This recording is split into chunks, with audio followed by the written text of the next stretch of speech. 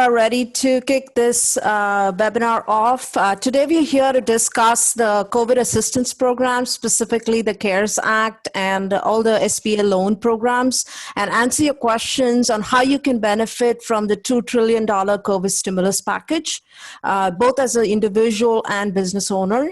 Thank you all for attending the webinar. I'm very excited to have some phenomenal speakers here today on this panel. All of you must have heard about the $2 trillion program recently, of which $360 billion is earmarked for SBA loan assistance. As an investor and business owner, I found it really difficult to keep up with everything that was coming out and figuring out what I was eligible for and not eligible for. So I figured there might be more of you out there who had the same issue in figuring out what they can apply for and what applies to them and what doesn't apply to them. So I thought I would set up this webinar and bring in these guest speakers, these expert speakers who have studied these programs, who are helping their clients as well as themselves as business owners go through and understand these programs and figure out what they can help the clients with. We have a great panel of speakers today, and they work with clients in different capacities, and I will want to hand this off to them to introduce themselves for a few minutes, a brief introduction, and then we can dive right into the topic. Before that, I just wanted to put a quick disclaimer out. You still please consult your own attorney, financial advisor, and CPA. This is what we know of, and this is just an educational webinar. And just a few housekeeping rules. If you have any questions, please type them in the Q&A box in the Zoom application. Just easier for us to track, and I can figure out what questions have been answered and what haven't. And use the chat box to let us know if you have any issues with either the audio or visual aspects. The webinar will be recorded, and I get like at least 50 emails about this after the webinar. So it will be recorded, and I will send the link out to all registered attendees. And please whitelist my email or my cherrystreetinvestments.com just to make sure it doesn't go to the spam folder. A quick introduction. I'm a real estate investor. I help people invest in multifamily real estate. So I'm a full-time syndicator now after spending about 19 years as a technologist in IBM at Atlassian. I have a master's degree in computer science from Texas A&M. I also manage as and own rentals in Austin, Texas, and San Antonio.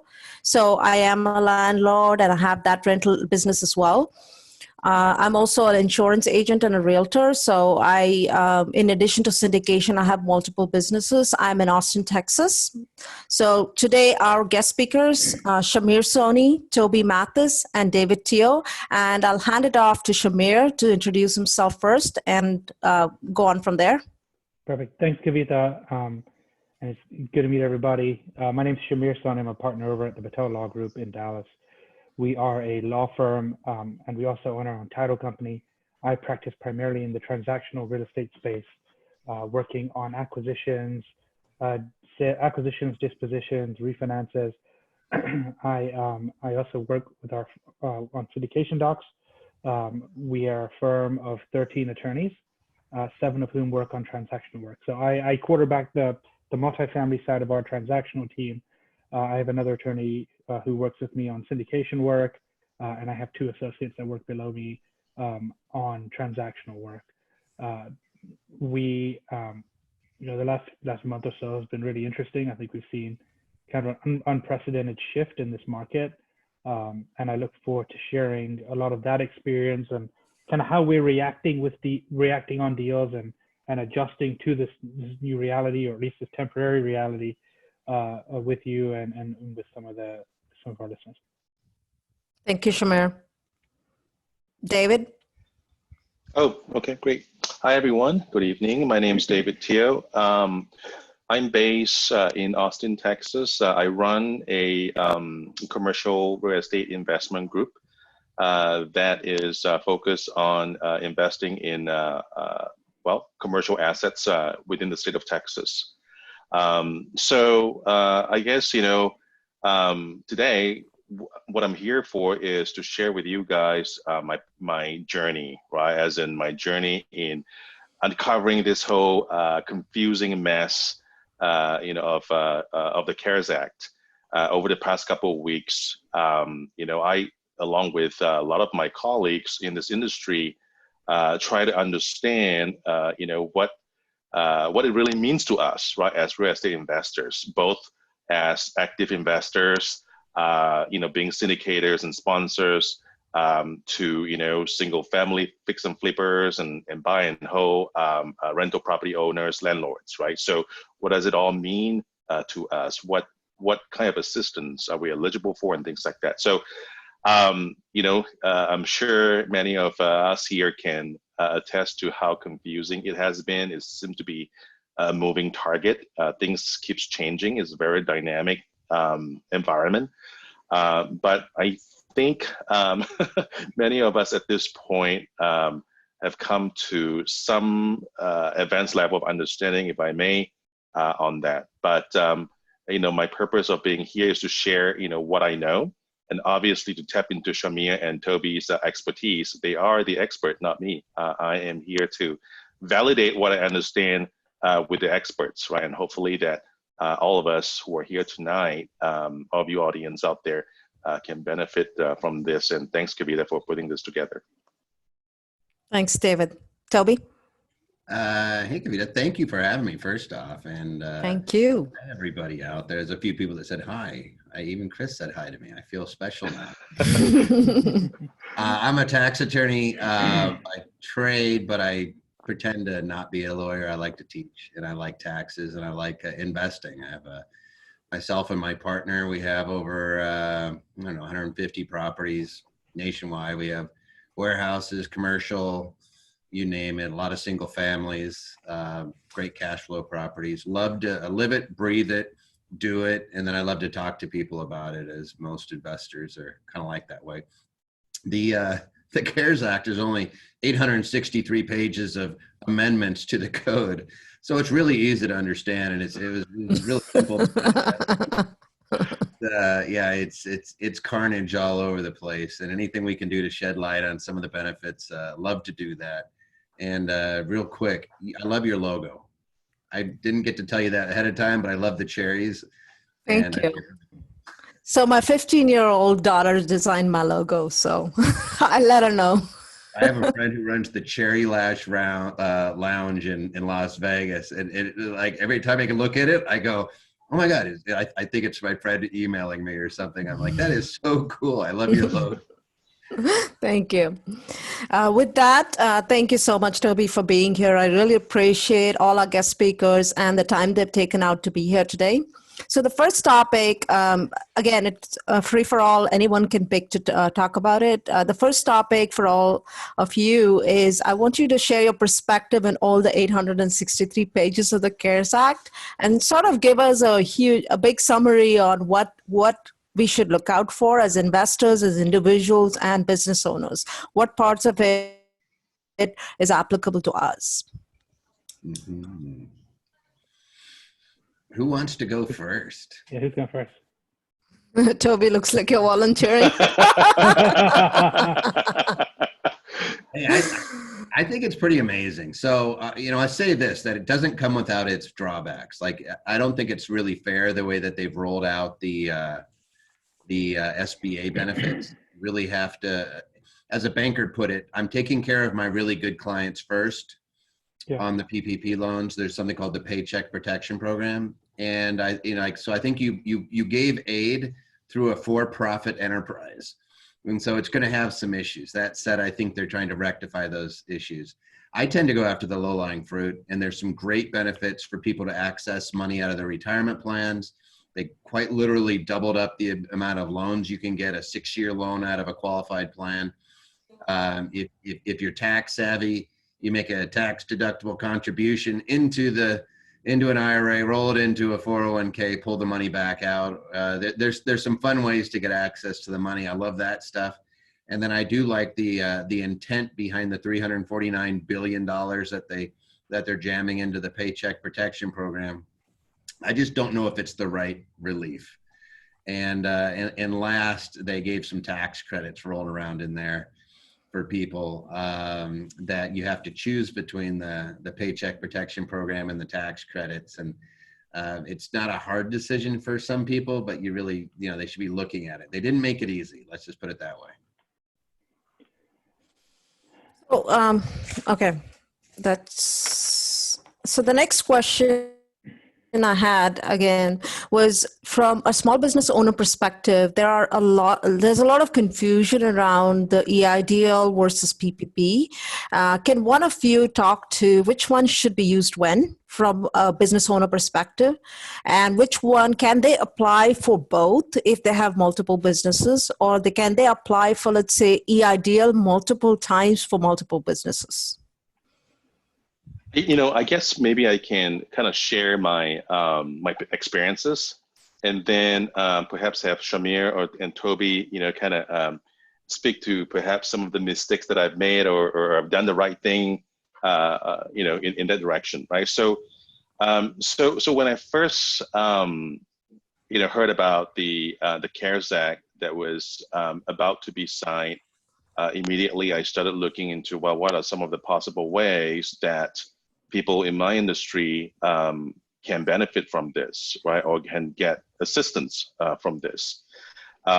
So as I mentioned earlier, I work with a lot of deal sponsors, right? Syndicators. And I work with people within my investment network who are also active individual investors in single family homes, for example, right? So it's a mixed bag of commercial and single family investors, but most of whom are, in the commercial space.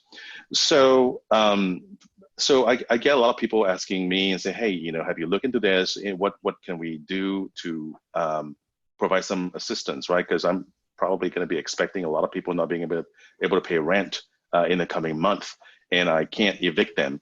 And so, not being able to evict them, yes, there's the mortgage forbearance that I can get my loan to be loan payment to be delayed for a few months, but that may not solve anything, right? Because beyond the time frame, the people who are not able to pay now, they may not be able to pay beyond that time period, beyond that time limit, right? So what's going to happen at that point? So. And the forbearance also comes with its own set of issues where, for example, the Fannie, if you get the forbearance, then for 12 months until the loan is repaid, or 12 months. You cannot evict, yeah. You can't evict. I mean, who wants that, right? That's ridiculous. Your bigger issue on the forbearance is actually the forbearance agreement. The form of the forbearance agreement prevents distributions to any of your principals. To the investment, yeah. That's your bigger issue. I mean, you can't make, you're not going to be able to make and you can't make an asset management payment either. There's no AM fee payable either, the way it's structured. So that essentially cuts off all revenue pipeline to your deal sponsors. Yeah, absolutely, right. Which is massive. Yeah, and that, obviously the forbearance portion only applies to the agency loans, right? All the other so-called private loans that are from the banks, those it's up to the individual, it's up to the individual lenders to agree to any kind of negotiated terms, right? In that case. Yeah. So the forbearance is actually only on Fannie. Yeah. And our experience has been with kind of the bridge lenders, for example. Our clients are having trouble. Take bridge and CMBS, right, which are kind of two of the other big alternatives to agency. The bridge lenders are essentially like, let's see what happens. They haven't committed to any sort of forbearance. They haven't committed to any sort of deal term change, because, and Kavita, you and I were talking about this before, we didn't know until about 4 days ago, or really until now, what effect the virus is going to have on collections. Sure, there's a stall on your ability to evict, but that doesn't mitigate the tenant's requirement to pay rent, right? Like the obligation to pay rent is separate from the eviction. And so that obligation to pay rent remains. And so eviction is only a remedy for failure to pay rent, but that doesn't mean you don't pay rent today. And so, from what I understand from our clients is collections have been more robust than we expected. At least for April, we're talking about, there were we're seeing projections of 30 and 40% delinquency. I think that's probably closer to, I've seen some surveys that say high, 20 to 23%. In reality, we've probably seen about 10 to 15% non-payment. Yeah, I think I saw 3 to 16 in one of the reports, where 3 on the lower end for Class A properties, 16 on the higher end for Class C properties. Yeah, I think. But anyway, I think Greystone said their Class C collection, or based on their survey, the average Class C collection percentage was like 78 or 76. Okay. So you're talking about basically 24% off of 100% economic. So, and the fact is, like, most properties weren't collecting 100% economic anyway. Amount is 89%. So what I was calculating was about 12%. Yeah, that's right. That sounds about right. Yeah. So coming back to the PPP and EIDL programs, can one of you talk about what the differences between the two and what kind of interest rates there are, what kind of loan amounts, and what I think there's a lot of interest from the questions I'm seeing on the grant portion of it. So is the grant applied separately? There's a lot of questions around that. So if one of you can talk through that. Unless you guys feel like it, I've been living and eating and breathing this, so I can tell you just right off the top of my head. The EIDL is economic injury disaster. So it's your injury from being quarantined, partially shut down, or suffering economic harm. So think of a hurricane, and you're in the economic area. Well, they declared a national disaster, or essentially as much, for the entire country. So we all qualify. That's directly through the SBA. That's not through a local lender. So you're going straight to the SBA, Small Business Association. You're saying, I've been hurt. And under the CARES Act, they basically said, hey, we're going to give you an emergency grant. We're going to put, I think it was $10 billion into this emergency grant fund. And you get up to $10,000 in 72 hours. Which means you're not going to get any money anytime soon. They could have just put it in English. They left it up to the SBA. And to give you guys, put it in perspective, you have an SBA that normally processes about 60,000 loans in a year, and you just jammed probably 10 million people down its throat, and they broke their system, and it kept crashing, and then they changed the application, everything else. Well, so the EIDL is kind of a dumpster fire. You can apply, and we've been applying for clients all day in and day out. I've yet to see anybody who got any money out of it. And what it's there for is to give you money directly related to the economic disaster. And historically, they've been a 12-month operating capital loan. So you get $10,000, up to $10,000 of grant money, which you never have to pay back. You get a loan that's a 30-year loan, and right now for for-profit enterprises, it's 3.75. For nonprofits, it's 2.75, and it's a 30-year loan. So they're supposed to give you about 12 months operating capital under a 30-year loan. That's what the EIDL. And don't let anybody tell you differently. If they tell you you're going to get $10,000, they're lying. So 10,000 of that is forgivable, and the rest is a loan. Is that right? Yeah, the rest of it, up to 200,000, you have no collateral requirements. They're not allowed to add collateral, and there's no personal guarantee on it. Mm-hmm. It's still subject to affiliation rules, which means any entity in which you have veto powers or control over or ownership in, lump them all together. So Chris asked a question. I shouldn't even probably mention the name, but that relates to this. And yeah, you would lump all of your businesses together under the EIDL. That is not true of the PPP.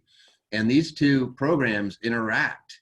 That $10,000 that you never have to pay back under the EIDL gets subtracted of the forgivable amount under the PPP, the Paycheck Protection Program. And the Paycheck Protection Program is per entity. They waive the affiliation rules, and this falls under SBA, the 7A program, which means you have a local lender doling out that money. And just so you know what's in it for them, they get purchased. The SBA will buy that loan, 100% of it, and give the lender 5% of the first, I think it's 350,000. Yes, 352 million. Yeah. So it's this kind of this funky thing, but no bankers wanted to touch it because you still have the Patriot Act requirements to know your client.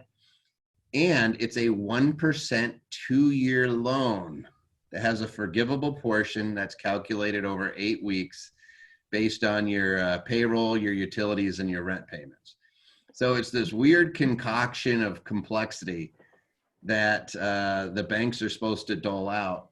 And just think about this. Would you want to give somebody a loan and you can't have collateral, you can't charge them a fee, and you have no personal guarantee? Do you want to give a loan for a 1% 2-year loan? And it started at 0.5%, and the big banks cried so bad that they jacked it up. Would you want to give a loan to somebody for that? And everybody was saying no. So they were slow walking this in. Well, the bigger issue that we had for some of our bankers was that there was no fixed timeline within which the SBA is going to buy the loan from the bank. So this could sit on the bank's books for 3 months, at which point the cost of capital is so high, it doesn't make sense. They're given 1% here when they could get 3 or 4% on a more traditional SBA structure. That was a really big issue for a lot of our kind of, maybe not the BOAs and the city banks of the world, but the smaller statewide, the state banks. Absolutely. So the EIDL up to $10,000 grant, I read something, I think it was today or yesterday, can't remember when it is, my time's all mashed up now. So I read that there's some new constraints that came up in the sense that the $10,000 grant or up to $10,000 grant, they have now come up with new requirements that it's up to $1,000 per employees for a maximum of 10,000. So if you have one employee, they're going to give you a $1,000 grant. That's it. No more than that. Have you heard about that? I hadn't heard that. I thought the EIDL can be applied by sole proprietorship and any kind of business. It doesn't need to have employees. So I'm confused about that. Economic injury and and this is what's weird is it used to be you had to be a going business concern. You had to be an S-Corp, partnership, or a corporation, and the SBA basically said, "Nah, you could be an independent contractor. You could be driving an Uber, right? You could be a sole proprietor or an IC, which I don't know what the difference is, but smarter people than me can hash that one out. It's basically anybody can apply for this. If you got a pulse, you can pretty much apply for the EIDL. Well, the question is, are we getting paid? What's that? The bigger question is you can apply for it, but are you going to get paid? Yeah. Or get the grant? We just know that it kept breaking, and I'm like, I don't know where everybody's applications went. We all got an application number, but nobody has a crystal ball as to when we'll see a dollar. And as far as the PPP is concerned, is that true that only people with employees can apply for the PPP? Because I've heard differing views on that. So do you need to have an employee with the W-2 income to apply for PPP? Like you're giving them W-2s to apply for PPP? Or is it, let's say I hire independent contractors for my business. They are not my employees. So can I still apply for PPP? Yeah. So what they did is they came out with guidance. They've done 3 of them now where they give out guidance, and they said independent contractors that you pay that are not you can't include. If you pay yourself, like you're a sole proprietor, then only your wages are calculated, and then your W-2 to pay to third parties. So it is kind of funky. So you're saying, so let's say I'm a property management company and I'm hiring a plumber and other people and I'm giving them a 1099, then I can apply for the PPP? You can't include their the amounts that you're paying those third parties. The way the SBA says it is in the Treasury is they can apply for their own. Yeah, that's right. Yeah, so you wouldn't include it in the calculation. The calculation is 2.5 times your average payroll over the last 12 months. It's supposed to be the 12 months preceding it, or since January 31st, you'd look back. Although the banks are accepting, in many cases, the 2019 payroll reports, the 940 944, I believe it is, 940, 941s for verification. But until yesterday, we didn't even have guidance on what they could rely on. So the banks were all cagey. I kept hearing about all these loans going out, and I'm like, yeah, no, I'm part of a lenders group. 3,000 lenders are all saying no money's going out. So pretty sure not a lot of money was hitting the street. Gotcha. So I have a few questions. I'll probably go to some of the questions here. Lionel says, I'm a buy and hold investor and I have rentals on Schedule E. My accountant told me I'm eligible for the 10K disaster relief loan advance for lost rental revenue. Is this accurate? Anything else I should know about? Who wants to take that one? We're talking about EIDL? I guess so. In this case, I think it's Yeah. EIDL, right? Passive investor, passive income. I mean, He's eligible, but I don't know. yeah, he's eligible. I don't see why he wouldn't be eligible. Yeah. So there's a provision in there that asks for lost rents. Mm-hmm. And so that you don't have to be a typical going concern. You can be anybody. So generally speaking, the real estate folks would fall under the EIDL. And the problem is your measure of damages is the lost rents, which we haven't had yet. So we're anticipating lost rents, but as Shamir just said, it's not as bad as anybody's thinking. It's down a little bit, but like, is that really we know there's going to be damage. So it's kind of tough to quantify. It's not like you have your house. Sorry. So do we have to maintain some documentation about how much rents were lost and where these funds were used? Or how is this going to be regulated in terms of, do they pay you? Let's say I had a rent loss of $5,000 in the next month. So do they pay me only $5,000 or what is this program going to look like? Your guess is as good as ours. I don't know what you guys think, but nobody knows. It's up in the air because this is not typical. They said, here, we're going to carve off an exception and make this an emergency grant that you're supposed to give up to, some money, and nobody knows how they're going to dole it out. I mean, to date, nobody's doled any money out. Yeah, and I'm not sure the calculation is based on what you didn't make. I think it's based on what it costs you to carry the property. So, if your rent was $5,000, but you say your mortgage is $3,000, your electricity or property tax is $500, and take another expense that's another $500.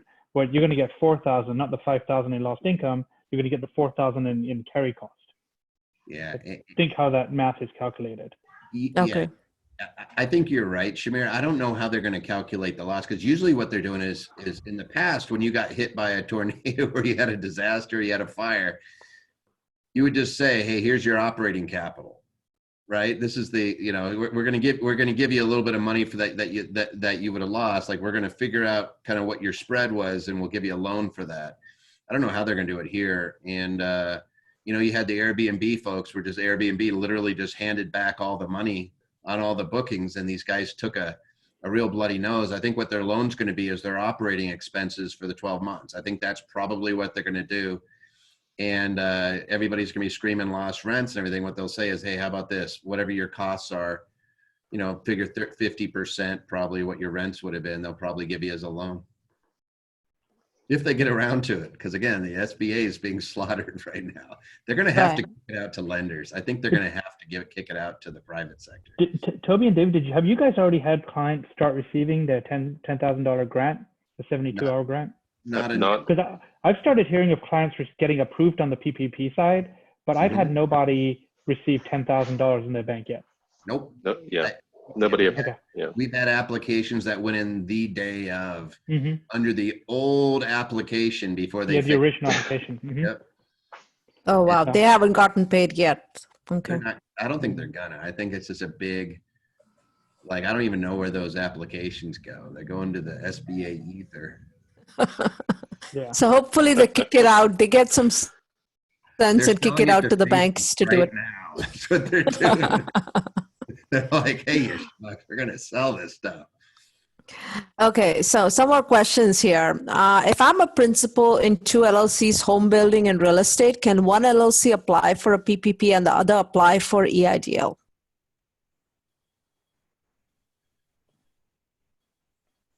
Anyone? They can apply for PPP, both of them can. EIDL, they could probably both apply too. You Subject to have the affiliation rules on the EIDL. Yeah. Yeah, Subject to the affiliation rules. yeah, you'd lump that all together, and then Mhm. they could each do a PPP if they wanted. Yeah. Okay. The PPP is weird. Here's the one thing, and I've been griping about this since I read the statute, which is you lose the tax credit.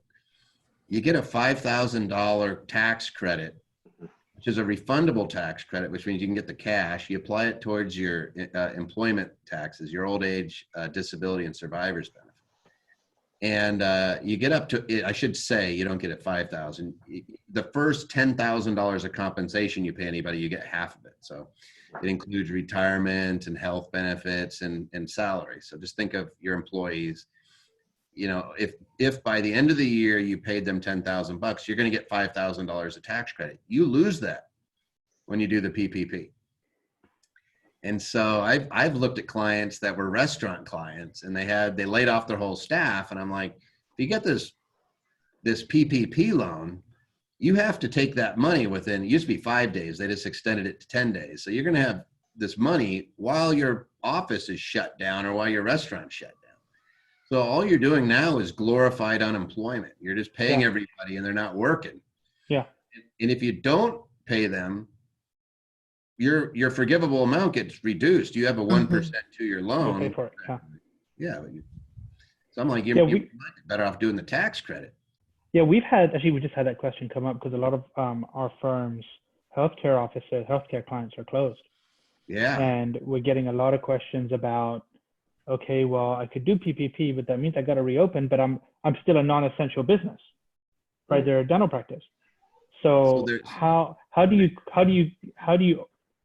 you reconcile the non-essential business, but the PPP requiring that you keep your employees hired? Well, at that point, you're private unemployment. Yep. Shamir, I've been saying, like, I got annihilated when I bring that up too. I had like some guys jump down my throat over it. And I was like, sorry for bringing it up, but I know I get the tax credit. I don't know if I'm going to get the PPP loan. And then I have 8 weeks basically to spend it on my payroll, and 75% has to be payroll. Right. And so I think this kind of leads into, I know Kavita's going to probably take us here, how PPP works for our multifamily guys. Mm-hmm. And I know I've seen this in like all the chat groups and everything. This has been such a hot topic. The number one question, yeah. Yeah, David, what did you do? Well, so what I'm hearing, that the common thread is this, right? That the PPP doesn't apply, right, to multifamily operations. Well, in the sense of a syndication, and so since it's not eligible, the one possible direction would be for the property management company to actually, make that application, right? Because this is based upon the assumption that this, an example deal could be, the multifamily is run by a third-party property management company, right? And the deal entity, the asset entity, is the one that pays for the payroll for this on-site staff. But the staff is really, officially the employee of the property management company, right? So it's sort of like, okay, in that, on one hand, you don't have official payroll record to use to prove that you have that employment. But I think, going down that conversation is sort of irrelevant, because my understanding is somebody else brought up another point that is just the kind of, it's at a higher level than this, which is that, first of all, a landlord situation is considered a passive business, and therefore does not qualify for the PPP anyway, regardless of employment, non-employment. So one way around this is for the property management company, which is a service company, to actually make the application based upon, employment of the on-site staff, right? And then get that loan to pay for the payroll of this individual, so that for that 2.5 months, or rather for the 8 weeks, rather, not 2.5 months, for the 8 weeks following receipt of the loan proceed, to pay, the payroll of these staff members, and therefore relieve the asset entity from having to pay the payroll of this entity. So that's sort of the most common solution, so to speak, that I'm hearing a lot of the new syndicators are heading towards, right? What do you guys say about this? Yeah.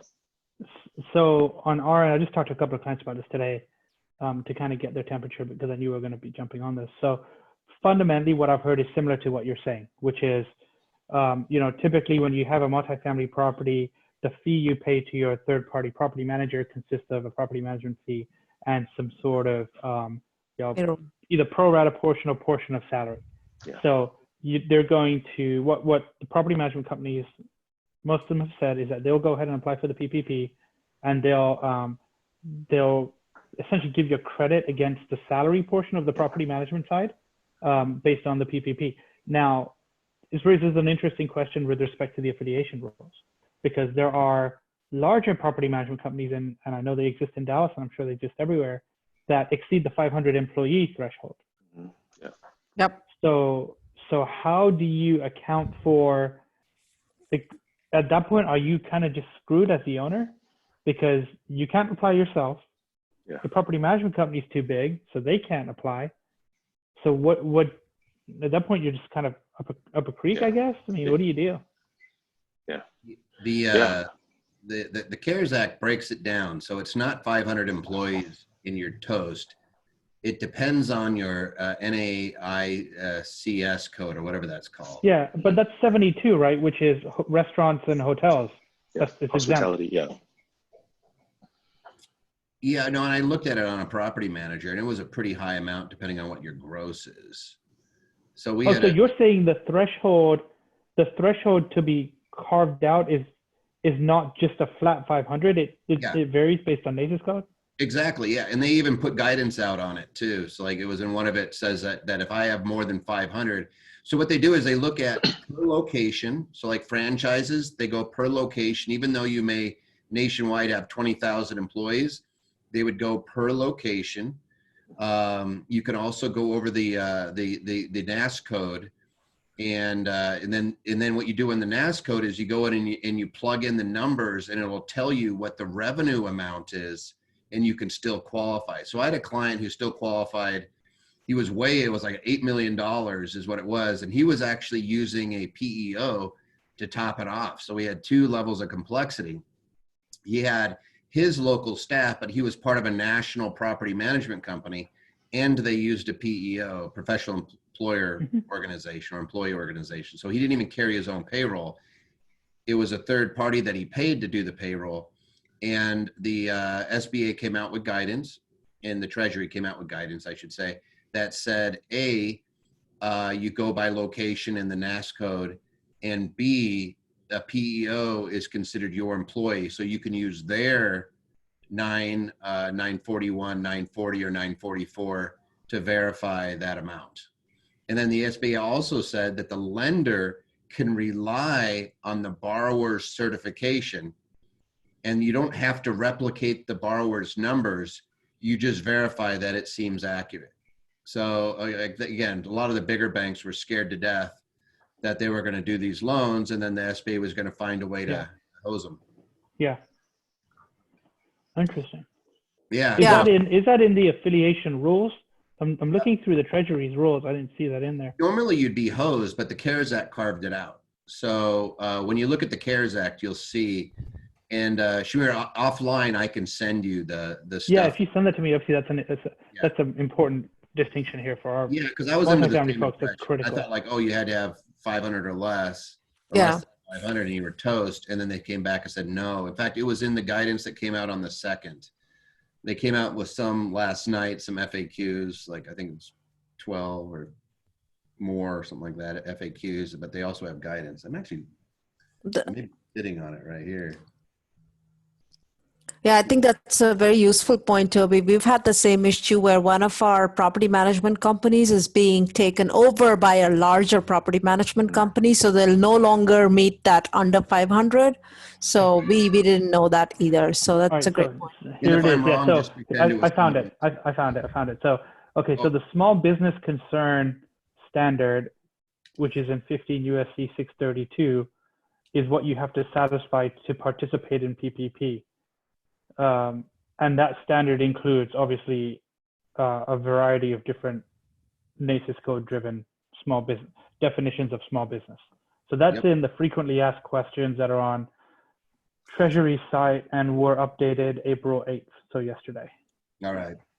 So I'm not completely out to lunch. The other thing is they added in churches and faith-based. Yeah. Okay. Save the churches. They're not allowed to open, Always. so they're going to get toast. Right. Yeah, a lot of them are doing online services, but I'm sure they can't really work that way for too long. Coming back to some of the questions, John asks, I have a business partner which we share a pass-through LLC owned by our individual LLCs, which are taxed as S-Corps. Most of our deals have loans with interest or is in the mutual LLC. Should we apply for help on our mutual LLC and also the joint LLCs or the individual LLCs? Sorry. Also, we have no employees. We pay ourselves from our individual LLCs, W-2s, and dividends.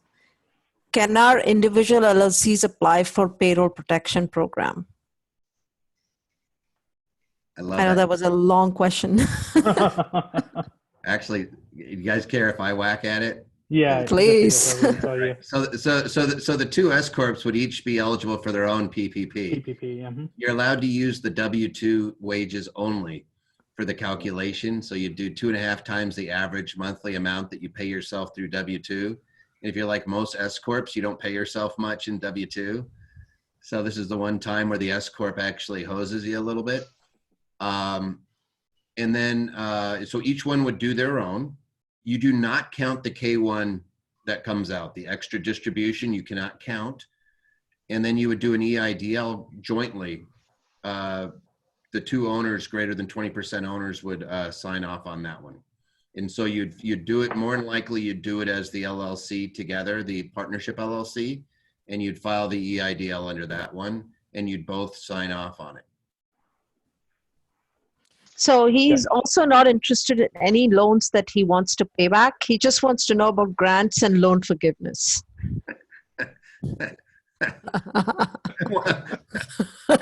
Just free money, you know. The EIDL, the first 10,000, but it comes off the PPP. So if I'm being honest with you, I just do the 2 PPPs. If you use it for your I'm going to call it 3P because it sounds weird to say PPP. Yeah, PPP. Yeah, they could have called it something else, whatever it is. But if they use the PPP to pay himself for 2 months, it's 8 weeks, right? When you get funded, you have 8-week period, and you use it to just pay yourself in the ordinary course and cover your expenses. You're not going to be paying any of it back if you're the only employee. So that'll be free money. The EIDL, anything over the 10,000 would be a loan, but why do the EIDL if you're going to get a PPP? It's just that if you had a $10,000 grant under the EIDL, it's going to lower the amount of your forgiveness under the PPP. So you may as well not even do it. So do they get collapsed in? So is because you do the EIDL at that joint entity level, and the PPPs are both at the individual entity level. Do those get collapsed in because those returns are consolidated? Yeah, what's weird is under the EIDL, you have the affiliation rules. So they lump them all together. So they track you as the owner. And then your 10,000 gets applied to any owners that do the 3P program, and it reduces the forgiveness. So it doesn't reduce the amount, but it reduces the forgiveness. All you do is you basically get less forgiveness under your 3P, which means you're going to have a 1% 2-year loan. Got it. And so it's the same when you have, like, let's say I have multiple LLCs, which are pass-through LLCs. There's no point in me applying multiple times for EIDL because I just get paid one 10K forgiveness. Okay. Well, but you can only, keep in mind that let's say that I have a holding company that's got 30 LLCs underneath it. I'm eligible for one EIDL loan for the entire group, and I would add that all into my income. So when you do the EIDL loan, you add in all of your income for the 12 months prior to January 30th. And then you take off your cost of goods sold, which what we've been doing, our accountants have been doing for our clients, is we grab the typical, you don't do basis. So in real estate, you're grabbing the expenses, like your management fees and things like that, because we know that that's probably what they're going to base the EIDL on. And so we're lumping that into cost of goods sold because they don't ask for your operating expenses on the application. So real estate's weird. And then you have a section for lost rents, which most people haven't experienced any lost rents yet. You have prospective lost rents. We know it's coming. We know people aren't getting paid right now. I don't know about your states, but our guys, they can't even get unemployment. The system keeps breaking. So, our people are really hurting. Oh, I know they're not going to pay any rent. And so how do you quantify that when it hasn't happened yet?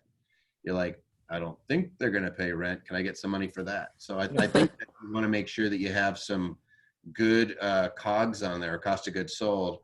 And on the real estate world, it's like, I don't know, it feels like we're making it up as we go, and we could really use some guidance from the SBA on this, but they got their hands full with this, they just got everything dumped on them in the world, and they can't even show up at their office. So they're all telecommunicating in their pajamas, trying to figure out how to dole out 349 billion under the 3P and the 100 billion over here. And they're going to get another 250 billion next week. Mm-hmm. And then the Fed just authorized 600 billion to buy back small loans through local lenders. It's just, these are such huge numbers. I don't know how the heck they're going to get it to the people that need it. Not very well.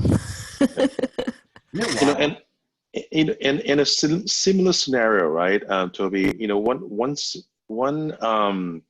scenario that I'm seeing very frequently is people having LLCs, but instead of paying themselves through W-2s, they pay themselves as 1099, right? So in that scenario, how does that affect them in terms of eligibility? Yeah, so the 1099 would make them eligible for the PPP for what they're receiving as active ordinary income. If they're just getting it as K1, it doesn't qualify. Mm-hmm. And the other area is guaranteed payments to partners don't qualify yet. They just said sole proprietor and IC. So we're still waiting on some guidance for that. And I tell you, I'm on a listserv with a bunch of CPAs, and they're geeking out on this something fierce because nobody's told us, hey, they made an exception to the rule for independent contractors and 1099 income. A guaranteed payment is not 1099 income. It's this weird active income to a partner, and then the rest of it could still be considered passive. It's like you got some complexity here, and I don't think Congress was thinking it through when they passed it as to what they were doing to people. If you're an apartment owner, you're pretty much toast except under the EIDL, unless you are also working with the property manager and taking a salary or getting paid as a 1099. But keep in mind that these were two programs under the CARES Act. They've also extended the express loans from 350 million to 350,000 to 1 million.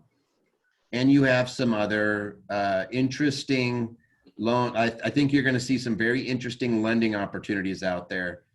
When the Fed says we will buy back $600 billion worth of small business loans, and they're going to buy them back at the rate of 95%, you're going to see some people throw some money out there and some creative arrangements. And I think that's really the second wave that's going to help the property owners. Right now, I feel like they forgot about the landlords, and everybody's screaming about the tenants, and they're protecting the tenants, and they're really messing with the landlords. I don't know how you feel about that, Shamir, since you're in this world. Yeah. I mean, it feels like they got left out. Yeah. Our guys, I think our clients all generally feel like they got the short end of the stick on this one. I agree. You know, the even the forbearance language in the Fannie Mae forbearance agreement, like I said, it's not very owner friendly. I mean, you know, there's a lot of handcuffs that come tied to that 3 months of forbearance. You know, you're paying it back over the next 12 months. You're limited on your distributions. You're essentially in a cash sweep mode, where all the money is going right back into paying down your debt. Another element that we hadn't really addressed yet, I don't know if we've truly cleared this up yet, is EIDL is a loan. If you have bridge debt or you have, you know, a primary lender, does a secondary loan, whether it's secured or unsecured, put you in default of your primary debt? Most loan agreements contain a covenant that says you won't take any subordinate indebtedness or other indebtedness, depending on what docs we're looking at. And so there is a risk that an owner, by taking a EIDL loan, could put themselves in default of their primary debt arrangement. That's interesting. Like, Wow. you have no collateral unless it's over 200,000, but you go over 200,000, then they could try to secure your real estate. Right, but the collateral, see, it depends how the loan agreement's drafted, right?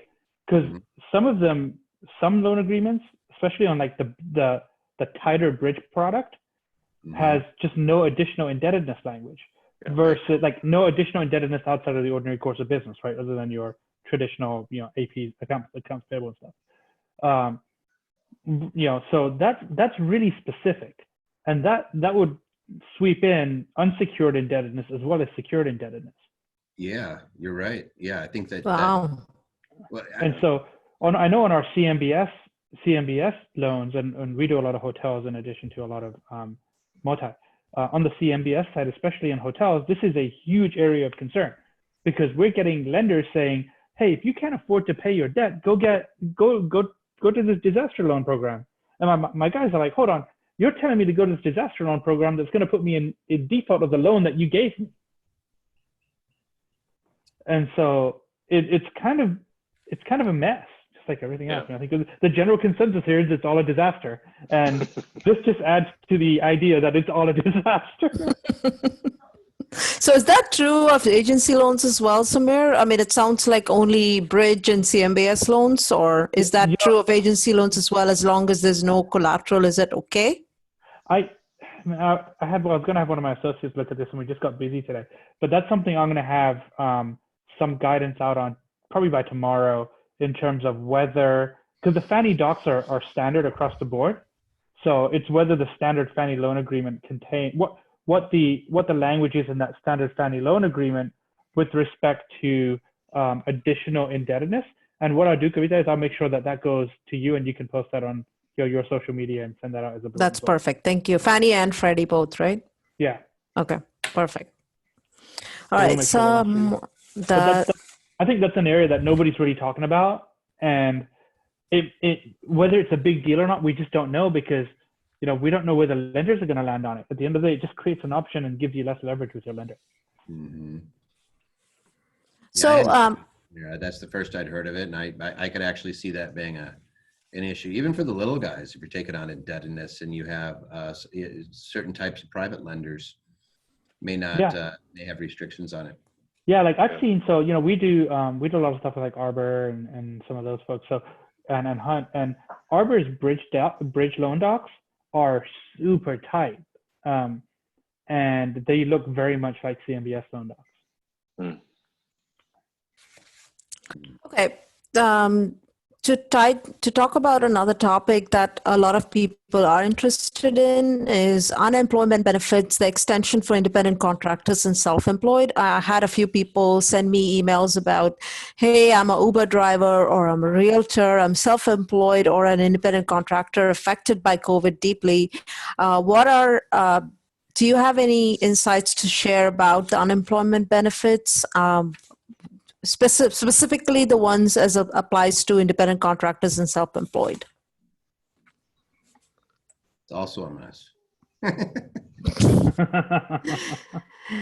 No, it's I'll tell you a weird story. I had a client that does events in California, and he's a photographer, so he lost all of his gigs, and he's been an S-Corp for a long time, so he laid himself off.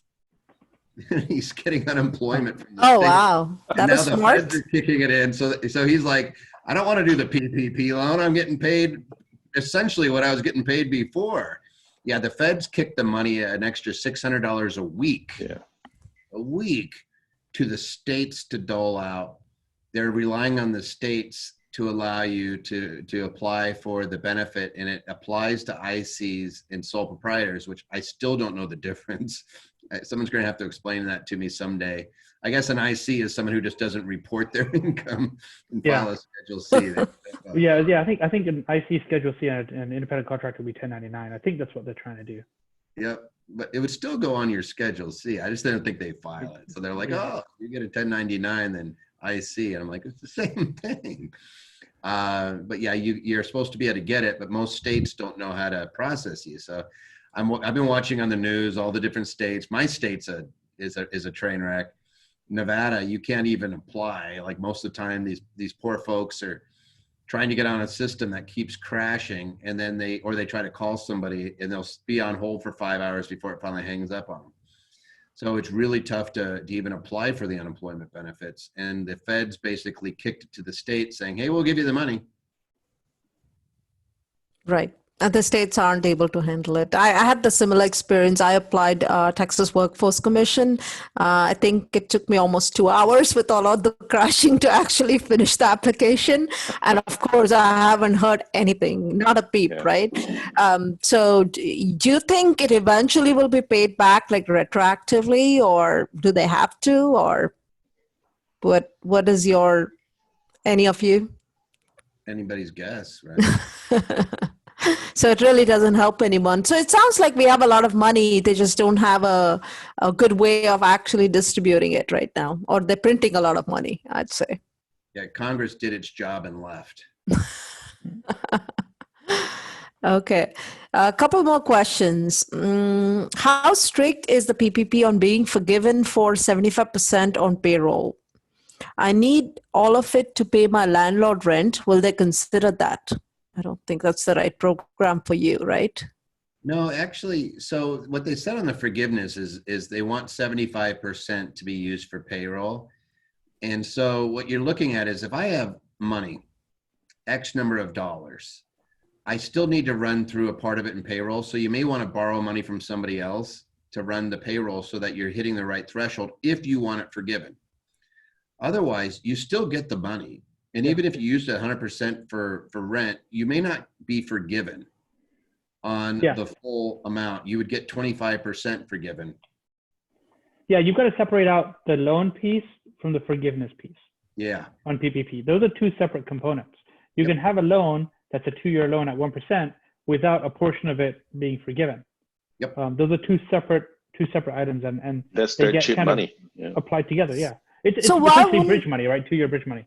So why wouldn't I do a 30-year loan at 3.75 and instead go for a 2-year loan with PPP? I mean, to me, EIDL sounds like a better option just from the 30-year. You do both. What the rules are is you can get the EIDL and you can get the PPP. But if you get the EIDL, you can't use the EIDL money for the same thing that you're using the PPP for. PPP is utilities, rents, and payroll. But you take your EIDL and you do everything else. But the EIDL comes with restrictions too. Like you can't do distributions to yourself. You can't pay yourself a salary out of it. You're covering expenses with it. But that should free up some money to give yourself the distributions and other things so you can live. Essentially, the programs are supposed to be complementary, right? You use the payroll protection program for the payroll side. You have the disaster loan relief program for the expense side, and you get a little bit of leakage over on the payroll protection side for expenses. The fact is, the hope was, I think, that the payroll protection program would happen, those disbursements would be made much quicker. And then that buys the government essentially an 80-day window to get the disaster loan side figured out and get some of that money rolling. So I think there was supposed to be kind of a temporal phase to it and a scope phase, and they were supposed to have been complementary. The problem is, just like everything in government right now, by the time you get through all the machinations, these things become just like Frankenstein's monster, right? And that's kind of where we're at right now. But yeah, you I think guys, everything gets forced through a bottleneck, right? Especially the EIDL. A lot of the people in the industry, the intention is, okay, well, EIDL has already been in existence, right? It's not something new, but it's just that there's some new features as a result of COVID-19, right? So, and it was available for application quite a bit before the PPP, right? So PPP was available for application, last Friday? And the EIDL has been available for at least a week before that, right? So, so a lot of the people, that the intention is, okay, well, so this is available. Let me apply for this because this is the low-hanging fruit, right? Because with the promise of being able to get up to the $10,000 grant within 3 days, let's secure that $10,000 first. Then let's worry about a PPP later, right? Because the PPP, it's going to take into account that 10,000. So no problem. I can take both. But reality, has hit in the sense that, well, that 3 day, the 3 day funding of that $10,000, well, that's out the window, right? I mean, I don't even know how many days it's been. So that's all a result of that bottleneck there. And so that line of thinking kind of all went out through the window. So like, what makes sense now is, for most people is, well, instead of going through the EIDL, I'll just go straight to the PPP, because there's no telling how long it's going to take for SBA to process the EIDL, because the EIDL is applied directly with the SBA, right? Whereas the PPP, you apply it with your local lender. It's right? delegated, yeah. so have you guys seen actually the PPP payout already from the local lenders? I have today on a lenders call, the SBA lenders. There's a little group, 3,000 lenders, and they just had a couple fund today. Yeah, we're starting to get approvals. It seems like funding will happen within the next couple of days, but we've started to hear of a lot of approvals. Yeah, it has to occur within 10 days of the approval. So it used to be 5 and they doubled it, which just tells me, and smart people were like, hey, don't give me the money yet. And they kind of kick it a month. Yeah. When we reopen, can you give it to me then? Right. No, it's 10 days. Yeah, and I also heard a lot of people in the restaurant industry saying, hey, you expect us to pay all these people and bring them back on when we know we're not going to have the restaurant functional anytime soon. Like, it's not like people are going to be crowding restaurants next month. So in the restaurant, they get the tax credit. That's the thing, is you get the exclusion from the affiliation rules. Yeah. Yeah, and so, like, part of me is like, you're hurting yourself. You're just glorified unemployment if you're just paying your people to pay them. Mm-hmm. So, not to be heartless, but they dumped a lot of money into the unemployment system so that these people would have funds. The business owner needs to worry about their business, and that paycheck protection program is exactly that. It's there to protect the paychecks of the employees. You are penalized if you don't use it to rehire your people. So they used the number of employees you had on January 31st, the average number for the year prior, versus what you have over the 8 weeks after they give you the money, and you get reduced by that percentage difference. So if you have half the people, or 1/3 or whatever else, you're only getting a portion of the forgiveness.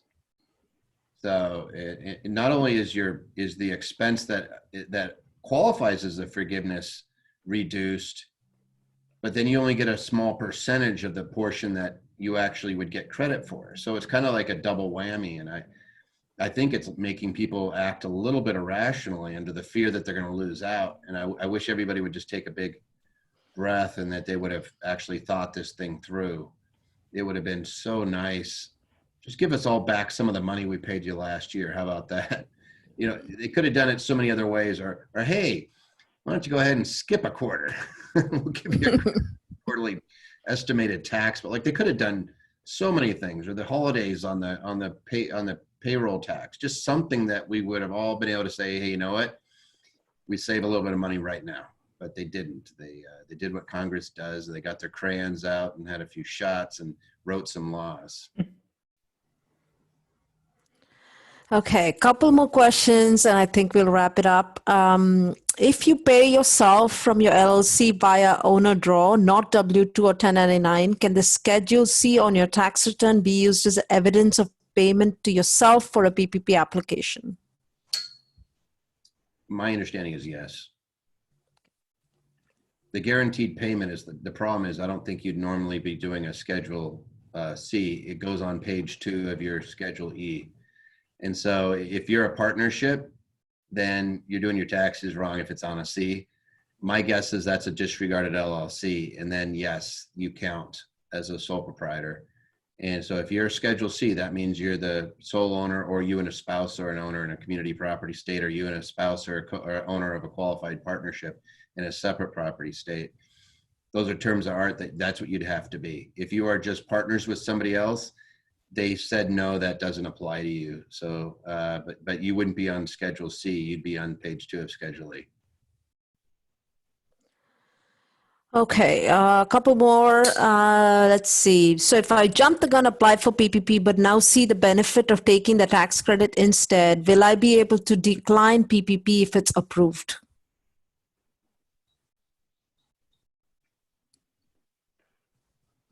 If you guys want to jump in, I mean, I would say yes. Yeah, if you don't draw down against it, I guess I don't know. Yeah, you would just decline the loan. Yeah, just don't take the money. Mm-hmm. So you'll still be eligible for the tax credit instead. There's no right. Like, again, I would assume that you could decline it. I don't think that I don't remember seeing anything in the PPP app saying I promise to take any money that's authorized. Mm-hmm. I think you're applying, they input it into the SBA system, and the SBA says you're approved, and then the bank can use either the SBA note, which I believe is Form 147, or they can use their own note. Fair enough. And if you refuse to sign it, they're not going to give you the loan. Yeah, you just have a banker be mad at you. Yeah, because you just cost them their 5%. Yeah. You cost them the 5% on the time they put in. Yeah. Okay, the last one. We have a couple of, we have land, and some of individually owned, some are in an LLC, and we are currently developing into residential development and office condos. Are we eligible for any reprieves? I want to say no. They're not really losing anything they would have otherwise lost. I don't know what your take on it is. Shut down. If they were shut down, then they would be eligible for the EIDL. But if they don't have payroll, like, so if they're developing it, but they're not actually running it through payroll, they're not paying anybody, they wouldn't. If they're paying contractors, the contractors would be eligible for the PPP and the EIDL. But so like I had somebody who couldn't continue to build, and I directed them to file for the EIDL because they've been economically damaged by the shutdown. They'll get a loan, in short. And so they could, so you get an EIDL loan, but as Shamir rightly pointed out, they may be violating their other lending agreement. Got it. So last question, and I think we'll wrap up. So the other big topic was about retirement programs or retirement plans and what benefits the CARES Act has provided. Toby, I know you spoke about it at length in your webinar. So can you just give us a brief overview of what people can use? Yeah, I think this is one of the things that's flying under the radar as probably being one of the best benefits. You can immediately take out of your IRA or 401k $100,000. And it's treated, you're not going to be subject to an early distribution penalty, nor will, if you're under 59.5, nor will you have to pay the 10% early withdrawal penalty. What it basically is you would have to submit to your custodian that you need the money because of a COVID related expense, and you would pay it back within 3 years. Now, Congress used some pretty interesting language in that. They said you'd pay the tax ratably over 3 years, and that word actually means something to lawyers and accountants. It means it's not pro rata. It means you could pay it in year 1, 2, or 3, but if you pay it back, this is really critical. It's treated as a trustee to trustee transfer. So it's not even considered a rollover. it's considered a direct transfer. So you take the money and you put it back in within 3 years. You don't pay interest, you don't pay tax, you don't pay penalties. So you're literally taking your own money tomorrow if you need it, and you, as long as you put it back in before December 31st of 2022, no harm, no foul. The COVID related expenses language, what is that anywhere? Is that defined anywhere? Is that broad, narrow? What are they? It's pretty broad. So we made a little letter for the custodian that says, hey, I'm taking this out because either I've been tested or I'm taking care of somebody who's tested, or I'm affected. Everybody's been affected as far as I'm concerned. Right. And what about solo 401k? I know there were some other extensions on that, which gave even more money out. Yeah, you're going to tax geek me. I don't even want to start down the path of cool stuff you could do. But all right, so if you want money right away, one of the things I'm looking at is 2019 taxes. If you haven't made your contribution to your IRA or to a 401k or to a SEP IRA or SEP IRA, you could do that, offset some of your taxes that you would have been paying for 2019, immediately pull that money back out. And then just for giggles, if you have a qualified plan, it's a 401k, a 403b, or a 457, the rules regarding loans got turned on their ear. You can now borrow up to $100,000 per participant, up to the full balance of your account, and you'd pay it back over 6 years. You'd have a 1-year deferment, and then you'd pay it back over 5 years at federal AFR rates, which are, around 1-2%, between there. Right now, I expect they're probably right around 1% now. So you could use your own money. And again, if you haven't made your contributions for 2019, you could actually make a tax deductible contribution and borrow it right back out. And again, pay it over 6 years. So that saves us money in 2019 on our 2019 taxes. So tax bill that you would have been paying because you said, oh, I made all this money in 2019. This is, blah, blah, blah. And all of a sudden, now you wish you hadn't. This is how you get some of that money back. And you can still do an HSA all the way up till July 15th. You could do the SEP IRA all the way up until you file your business tax return. You could do a 401k contribution all the way up until you file your business tax return. It's like you still have some time to get some money back for 2019 and then immediately pull that money right back out and use it. If you have a defined benefit plan, I have a gal that they gave you until January 1st to make your contributions for 2019. So again, you have some reprieves in the retirement area. If you were going to do required minimum distributions this year, you're not required. You get a holiday for doing that. So like there's a few things on the retirement side where it actually makes sense and you don't have to ask anybody's permission. You can just use it. Looks like we could do a whole webinar on just retirement accounts and what we can do with it.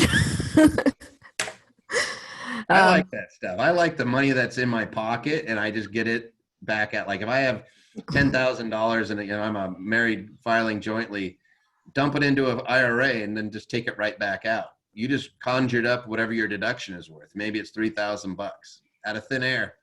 I think it's hilarious. And I don't know why more people aren't doing it, but it is kind of flying under the radar.